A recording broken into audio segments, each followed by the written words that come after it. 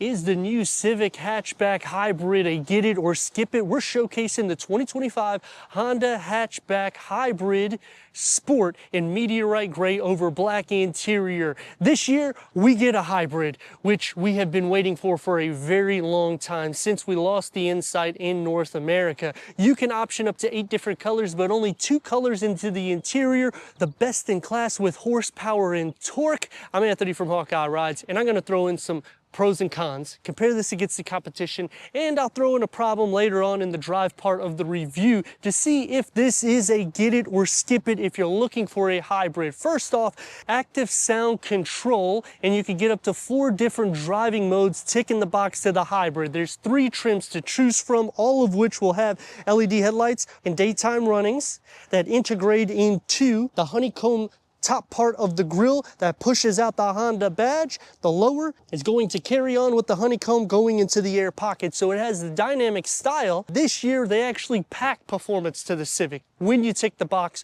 to the hybrid trim. When you don't go to the hybrid, you're going to lose nearly 10 horsepower and almost 100 pound-feet of torque. That's how much you have underneath here. They've also dropped the 1.5 liter turbocharged this year in favor for a 2.0 liter 4-cylinder.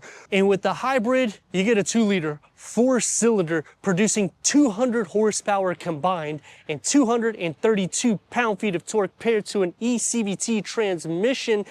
But when you're going hybrid, you're not just wanting power, you're wanting MPGs, and they deliver. 50 MPGs for the city, 45 MPGs for the highway. All of the hatch will have 18-inch wheels. These are gloss black. The lower skirt will get the matte black. Gloss black will be on the side view mirror, and going to the hybrid trim will integrate an LED turn signal here. Hybrid trim is the only way you can get a moonroof. So if you are thinking, I don't want to go hybrid, I want to save a few grand, well, you may want to consider the Sport trim. You're still going to get the Sport essence, you're going to have more performance, and you're going to have the best MPGs amongst the Civics. Now, unfortunately, one of the cons that come into play is it's not the best in class for MPGs, and the MSRP has jumped. When you go into the hybrid trim, you're basically at the same MSRP as a Toyota Camry, which all 4 trims are hybrid, so you can get a longer vehicle. But when you're going this route, you're getting a more sporty vehicle with a McPherson strut front suspension, a multi-link rear suspension. Because it's a hatchback, you also get more cargo capacity. So the pro here is you don't have to go into an SUV. You can get the hatchback, and then you're getting more cargo capacity than the Camry. The rear gets standard LED tail lights. The lower is going to have the diffuser between the fake exhaust outlets with a standard reverse camera. Front and rear parking sensors is only on the hybrid Touring, which leads me to a reason why I would skip this. You have to go up trim base. There's no way to option features. So if you do not go into the hybrid, which they only have 1 trim for a non-hybrid, you're not going to get things like the moonroof, some of the safety features and interior specs. And maybe I don't want a hybrid. And it's not the best in class with MPGs, but a reason why I would get it, this is the best performance. I think it's one of the most stylish, especially considering when you go into the Toyota Corolla hatch, it's going to be smaller than this. So you're unlocking more interior space and cargo capacity. I mean, let me know which way you would go, Honda, Toyota, or Hyundai. Quick release going into 24.8 cubic feet of cargo capacity, which is almost 10 cubic feet more than the sedan. You just move this here. This could be bag holders. You know it's not meant for it, but they do have a bag holder tucked right here. And underneath the floor, you're gonna get a little bit of storage capacity.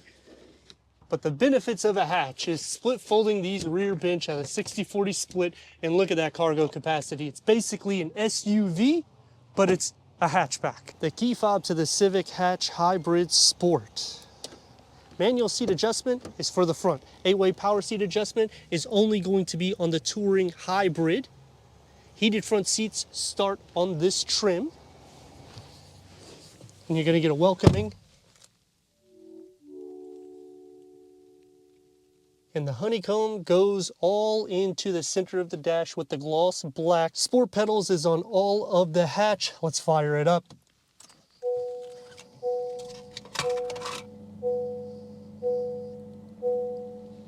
Eight speakers is standard with 180 watts. The 12 speakers through Bose is only on the Touring trim.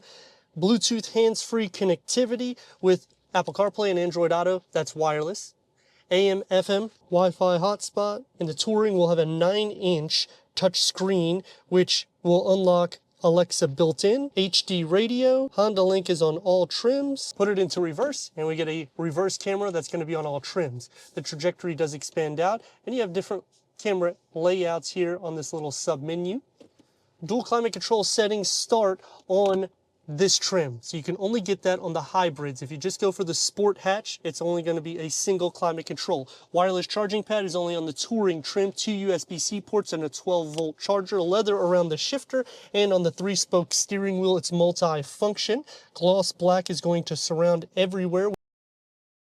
The gauge cluster gets a 7-inch TFT display that can go through an array of different content for the driver. And the 10.2 digital instrument cluster is only on Touring. Going into this racy design with driver mode select, so you get a total of 3 different driving modes, including the Econ, Normal, and Sport mode. Going into the Tour Hybrid will unlock a 4th driving mode. And it's soft to touch because it's cloth. It's open up into a deep storage pocket. You can lift this up and you can adjust this. The nice thing about the Civic is look at the space that you have, and it's not really a driver-focused setup. So everything is accessible for the passenger, and because it's hybrid, why not say it there on the steering column? Headroom, more than enough. With a moon roof, because we're in the hybrid trim, you can't get this on the gas. Auto-dimming rear view mirror is only going to be on the Touring Hybrid. LED interior lights, and check out the leg space that you have on the driver's side.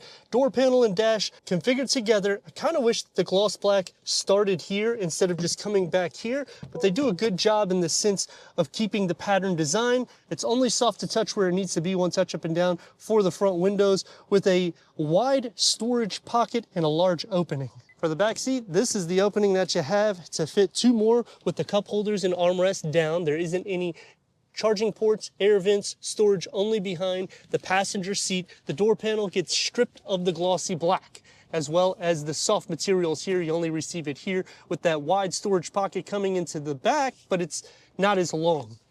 Sitting behind me,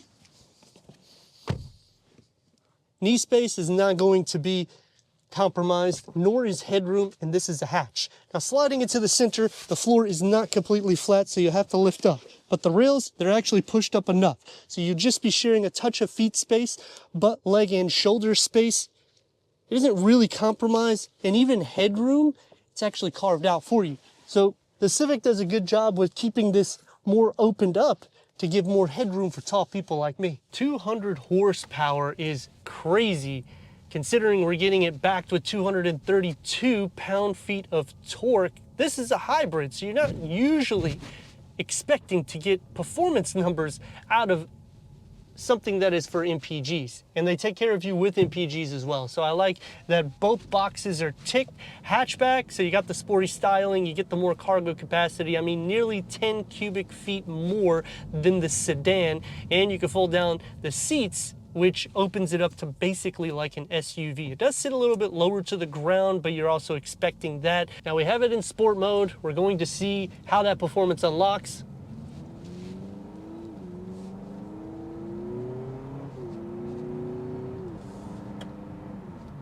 And that's what I mean by quick. You literally will pass everybody, and that's only around 60% power.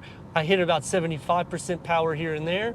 Smooth drive, quiet in the vehicle. This is gonna be a little bit more quiet going into the hybrid opposed to the non-hybrid. The seat comfort is actually the best in class because they reconfigured this vehicle whenever they did the refresh. So all we were really missing was a hybrid.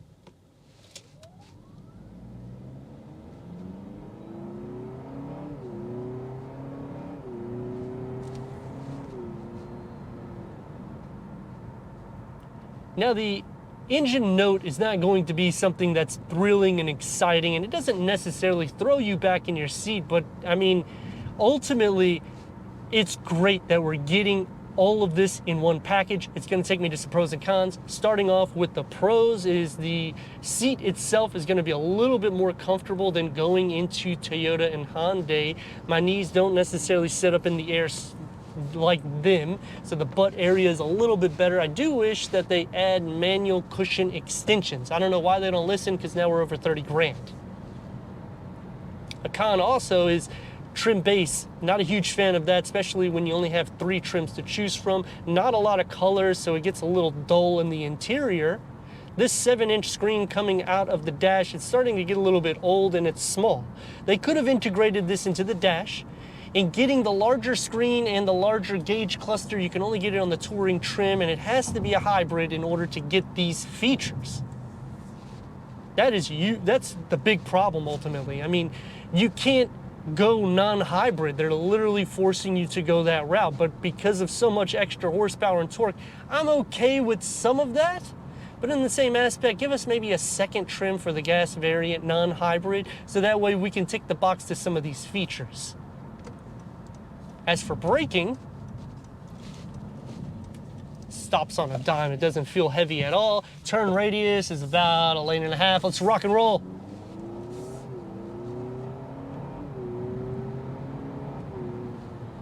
Now the beauty to this is you're doing this performance on your daily use and you're still getting near 50 mpgs from light to light. Now on the con, when you get these vehicles, people have always asked, why is it that I'm not getting what the MSRP sticker says on the window? I'm not getting nowhere near that. Maybe I'm getting 30 mpgs or 40 mpgs. It just doesn't make sense. Well, ultimately the reason why is because hybrids have to get used to your driving pattern. Once they do that, typically a couple thousand to 3,000 miles, and if you're flooring it all the time, it's starting to drain the battery a little bit too. So you can't really get those MPGs because you're not really doing hybrid as much as you're using the gas side, because you're getting full throttle all the time. Now you're not going to empty the battery, because if you did that, you wouldn't be able to drive the vehicle. So don't be concerned about that. But you want to drive it hard and you want to drive it light and kind of in between, so that way it can start registering and getting you better MPGs. Now in the cold weather, you will also lose MPGs because it's a battery. I lose battery power ultimately with my cameras. There's nothing you can do about that. It's just something that happens with hybrids. As for competition, Toyota, Honda, they're doing an excellent job. You could look at the Camry at the pricing that you're at with this. That is another big problem that I have with the way they have done the Civic, because with the Insight that we lost years ago, it was such an inexpensive vehicle, so it did not make sense to turn away from that vehicle. Whereas when you're going this route, you're paying more money for the hybrid variant, in which you're basically paying for some of the savings up front. So a lot of people also in the comments complain about that, because in some cases, not here, but if you're paying $5,000, $10,000 more, you may not recoup those MPGs as quick. So that's also something to think about whenever you're looking at your next vehicle. As for Toyota, if you were to go to the Camry, they're all hybrid, so there's no way to lose there. Just features and trims. One thing I wanted to throw into this review, and I usually do this on the live streams, is when you go to certain dealerships, specifically the ones that I review with, they don't charge you anything over MSRP unless it's like a specialty type of vehicle or it's kind of a hard to get vehicle. And in that case, sometimes they do, but they also drop the price sometimes either way. And typically you'll get some of the best interest rates whenever you go to any of my teams that's listed.